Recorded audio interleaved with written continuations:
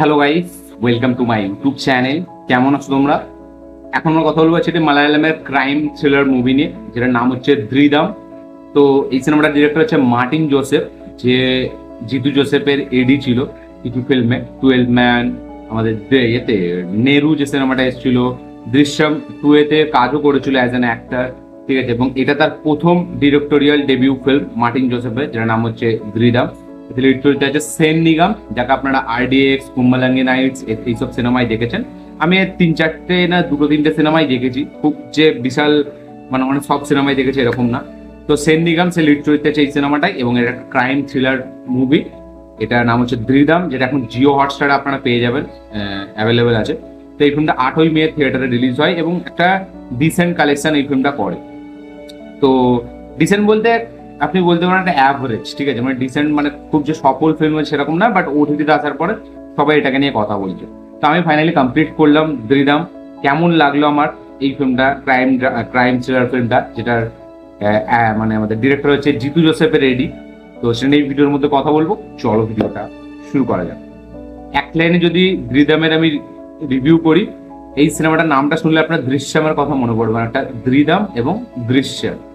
তো এই ফিল্মটা আমার কাছে একটা বেশ ভালো এঙ্গেজিং স্ক্রিন প্লের সাথে আসা একটা ভালো থ্রিলার ফিল্ম। ঠিক আছে, হ্যাঁ আমি বলবো না যে এক্সট্রা অর্ডিনারি বিশাল কিছু, বাট যে টুইস্টটা লাস্টে আসে, যেটা যদি আপনারা একটু সিনেমা দেখেন, একটু সিনেফাইল হন, তাহলে হন, ঠিক আছে, আমি এস জুড়ে দিচ্ছি, সিনেফাইল যদি আপনারা হন, তো এই সিনেমাটার প্রথমের কিছু সিকোয়েন্স হওয়ার পর, মানে প্রথমের কিছুটা চলার পর আপনারা ধরে ফেলবেন যে ফিল্মটার মধ্যে অ্যাকচুয়ালিটা কি হতে চলেছে। ঠিক আছে, এবং ফিল্মের যে ক্লাইম্যাক্স সেটা হয়তো মানে আপনারা একটু প্রেডিক্ট করে ফেলবেন, যারা একটু সিনেমা দেখে তারা বুঝতে পেরে যাবে। তো আমি যেরকম প্রেডিক্ট করেছিলাম ঠিক সেরকমই বেরোয় ফিল্মটার মধ্যে, বাট আমি এতটা আশা করিনি যতটা ফিল্মটা বেরোয়।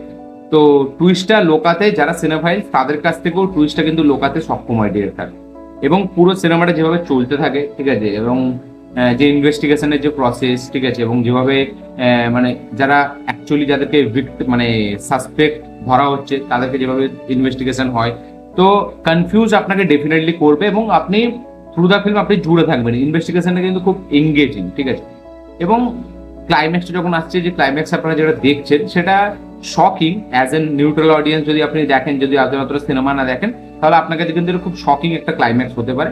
বাট যারা একটু সিনেমা দেখেছে বা যারা মোটামুটি একটু থ্রিলার সিনেমা তারা মানে দেখেছে, তো তারা এটা বুঝতে পেরে যাবে ক্লাইম্যাক্সটা বা এর টুইস্ট অ্যান্ড টার্নসটা কিভাবে আসবে তারা বুঝতে পেরে যাবে। বাট তাও আমি বলবো এই ফিল্মটা কিন্তু ভালোভাবে সাজানো, ভালোভাবে এক্সিকিউট করা একটা ফিল্ম। এটা ডেফিনেটলি একটা ভালো থ্রিলার ফিল্ম আপনি বলতে পারেন, কারণ গল্পটার মধ্যে যেরকম মানে একদম টু দা পয়েন্ট চলছে, গল্পটা একদম এঙ্গেজ করে রাখছে আপনাকে। 2 ঘন্টা সিনেমা খুব টু দা পয়েন্ট চলছে, এবং কোথাও ফালতু আননেসেসারি কোনো জিনিস হচ্ছে না, একদম কেস থেকেই জুড়ে আছে ফিল্মটা। এবং প্রথমে যেভাবে মানে এখানে গল্পটা হচ্ছে যে একটা পুলিশ অফিসার নতুন পোস্টিং হচ্ছে তার একটা গ্রামে, ঠিক আছে, এবং সে সেখানে যাচ্ছে, এবং সেখানে যাওয়ার পরেই কিছু মার্ডার, কিছু রবারি এখানে হয়ে যাচ্ছে, 3টে লোকের মার্ডার হয়ে যাচ্ছে, তার সাথে একটা বড় রবারি হয়ে যাচ্ছে একটা ফাইন্যান্স অফিসে। তো সেই দুটো কিভাবে কানেক্টেড, এবং এই অফিসারটা আসার পরেই কেন এটা হচ্ছে, এবং যেই থানাটায় পোস্টিং হচ্ছে সেখানকারের যারা তার যে সহকর্মী আছে সেখানে, মানে 3টে পুরুষ এবং 2টো মহিলা থেকে শুরু করে, তো তারা যেভাবে একে মানে একটা স্বাগতম জানাচ্ছে, তারা যেভাবে এর সাথে জুড়ে থাকছে এই লোকটার সাথে, তো সেটা দেখে না আপনার প্রথমে একটু মানে যারা একটু থ্রিলার সিনেমা দেখে তাদের একটু ডাউট হবে, এবং মানে তারা যে অ্যাক্টিভিটিস গুলো করছে আপনার খুব ন্যাচারাল মনে হবে, ঠিক আছে, বাট সেটা যখন ক্লাইম্যাক্স আপনি তার পে অফটা দেখছেন, তো সেটা খুব শকিং যারা নিউট্রাল অডিয়েন্স তাদের মনে হতে পারে। বাট যারা সিনেমা দেখে তারা এর গল্পের ক্লাইম্যাক্সটা বা টুইস্ট অ্যান্ড টার্নসটা খুব ইজিলি ধরে ফেলে, বাট তাও ভালোভাবে কিন্তু সাজিয়েছে গল্পটা, লুকিয়ে রেখেছে। আচ্ছা, জিতু জোসেফ যে দৃশ্যমের ডিরেক্টর, তার এডিএ, ঠিক আছে, তো তার থেকে কি ভালো কিছু শিখেছে? তো বলা যায় ঠিক আছে, জিতু জোসেফের এডি হিসাবে এ ভালো কাজই করেছে। আমার মনে হয় না যে খুব একটা খারাপ ফিল্ম সে বানিয়েছে। মানে অ্যাজ এ ডেবিউ ডিরেক্টর দেখুন, এই ফিল্মটা খুব যে ইউনিক কিছু আপনাকে প্রেজেন্ট করছে, নতুন কিছু আপনাকে দেখাচ্ছে এরকম না। খুবই মানে একটা কাইন্ড অফ মানে প্রেডিক্টেবল গল্প এখানে বলছে ডিরেক্টর, ঠিক আছে, সেটা আপনি বুঝতে পেরে যাবেন ফিল্মের স্টার্টিং কিছু পয়েন্ট দেখে। বাট তাও যেভাবে জিনিসপত্রগুলো লুকিয়েছে, যেভাবে আপনাদেরকে মানে মিসলিড করছে, সেগুলো বেশ ভালোই সাজিয়েছে। তো এটা বেশ ভালোই লেগেছে আমার, এবং মালায়ালাম ফিল্ম সচরাচর এতটা টু দ্য পয়েন্ট থ্রিলার সিনেমায় ঢোকে না, তারা এই সিনেমাতে একদম টু দ্য পয়েন্টই ঢুকছে। তো ভালো, এবং ওভারঅলে মিউজিকের যদি কথা বলি সেটা ঠিকঠাক। ক্লাইম্যাক্সে বিশেষ করে মানে একটা এখানে সিকোয়েন্স আছে যেখানে মানে একটা একদম যেটা আপনি একদম এক্সপেক্ট করবেন না, তো সেই জিনিসটা হয়। মানে একটা তো আপনি এক্সপেক্ট করছেন যে এরকম হতে চলেছে, বাট তারপরও আর একটা টুইস্ট আছে।